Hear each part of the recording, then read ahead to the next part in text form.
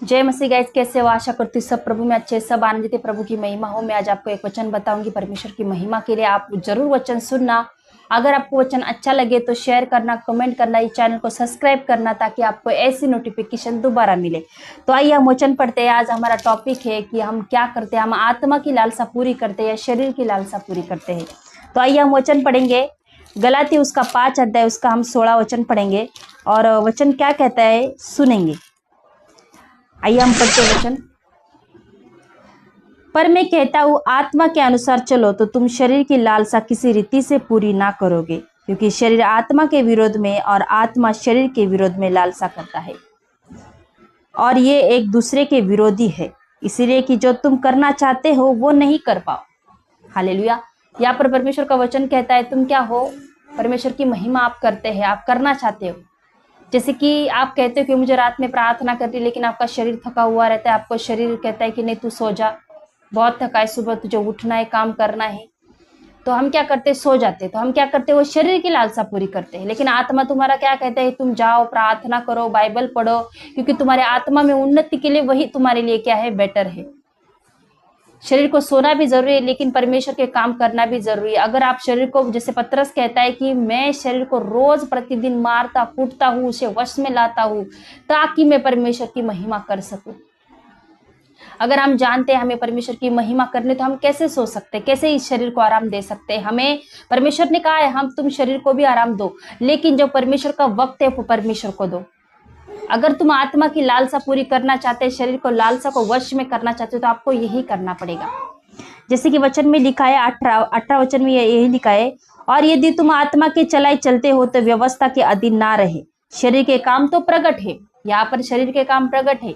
Hallelujah. यहाँ पर शरीर के काम क्या प्रकट है, अर्थात व्यभिचार, गंदे काम, लुचपन, मूर्ति पूजा, टोना, बैर, झगड़ा, ईर्ष्या, क्रोध, विरोध, फूट, विधर्म, डाहा, मतवालापन, लीला, क्रीड़ा और उनके जैसे और काम है। हालेलुया। इनके जैसे क्या है, और सारे काम है। आपको सबको पता है परमेश्वर के वचन में क्या लिखा है कि तुम झगड़ा मत करो, तुम गाली गलौच मत दो, व्यभिचार मत करो, निंदा करने से दूर रहो, टोना करो मत, डाहा मत करो, मतवालापन मत रखो। परमेश्वर ने ये सारी चीजें हमें कही। ये किसके काम, ये शरीर के काम है। अगर इस शरीर के काम है, अगर हमें परमेश्वर ने कहा है तुम आत्मा की लालसा पूरी करो, तो हमारे अंदर शरीर की लालसा को मारने की क्या है, और ये शक्ति नहीं है, क्योंकि हम नहीं कर सकते। जब तक हम परमेश्वर के नजदीक नहीं जाएंगे, परमेश्वर से मांगेंगे नहीं, परमेश्वर से कहेंगे नहीं, मन फिराएंगे नहीं, परमेश्वर से माफी मांगेंगे नहीं, तब तक ये काम नहीं जाएंगे। अगर आप आत्मा की रीति से चलते हो तो डेफिनेटली आप इसके विजय पाएंगे, आप सारी चीजों को आप नाकार कर पाएंगे। अगर आत्मा आपके अंदर वास करती, परमेश्वर के आत्मा के चलाए आप चलते हो तो। अगर परमेश्वर की आत्मा आप में नहीं है, आप उसके चलाए चलते नहीं, आप रोज शरीर की लालसाओं को पूरा करते हैं, तो डेफिनेटली आप उसमें ही चलते रहेंगे और आपका जीवन नाश होता चला जाएगा। क्योंकि शरीर के कामों से इंसान क्या होता है, मृत्यु आती है शरीर के कामों से। तो आइए इस आगे पढ़ते हैं हम। जब तक हम परमेश्वर के वचन को अंगीकार नहीं करेंगे, जब तक हम परमेश्वर के वचन को जानेंगे नहीं कि परमेश्वर क्या कहता है, कि शरीर की लालसा क्या है, आत्मा की लालसा क्या है, तब तक हम आगे नहीं बढ़ पाएंगे। तो आइए हम पढ़ते हैं। इनके विषय में तुमसे पहले से कह देता हूँ, जैसे पहले कह भी चुका हूँ, कि ऐसे ऐसे काम करने वाले परमेश्वर के राज्य के वारिस ना होंगे। यहाँ पर परमेश्वर ने साफ साफ लिखा है, ये ऐसे काम करने वाले मेरे राज्य के प्रवेश नहीं। लोगों को क्या लगता है, मैंने बपतिस्मा लिया और मैंने परमेश्वर को जान लिया, मेरे पास सुसमाचार आया तो मैं परमेश्वर के राज्य में, स्वर्ग में प्रवेश करूंगा। लेकिन नहीं, परमेश्वर ने यहाँ पर कहा है जो ढहा करता है, जो मतवालापन करता है, जो लीला क्रीड़ा करता है, परमेश्वर कहता है जो व्यभिचार करता है, वो मेरे राज्य में प्रवेश नहीं करेंगे। हालांकि उन्होंने बपतिस्मा लिया है, फिर भी नहीं करेंगे। हालेलुया। अगर आप पवित्र बन के परमेश्वर के राज्य में प्रवेश करना चाहते तो पहले आत्मा के चलाए चलना सीखिए। यहाँ पर हम 6 अध्याय उसका 8 वचन भी पढ़ेंगे, देखेंगे परमेश्वर क्या कहता है। क्योंकि जो अपने शरीर के लिए बोता है वो शरीर के द्वारा विनाश की कटनी काटेगा, और जो आत्मा के लिए बोता है वो आत्मा के द्वारा अनंत जीवन की कटनी काटेगा। यहाँ पर परमेश्वर ने साफ साफ लिखा है, क्योंकि जो अपने शरीर के लिए बोता है वो शरीर के द्वारा ही विनाश की कटनी काटेगा।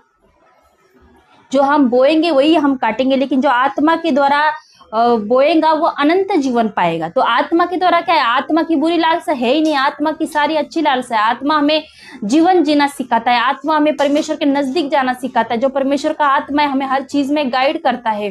पाप को मना करने के लिए हमें क्या करता है, पवित्र आत्मा क्या करता है, जागरूक करता है, पाप से दूर रहता है, धोखे से दूर रखता है, किसी को धोखा देने से दूर रखता है, क्योंकि वो आत्मा हमें बताता है हमें जीवन कैसा जीना है।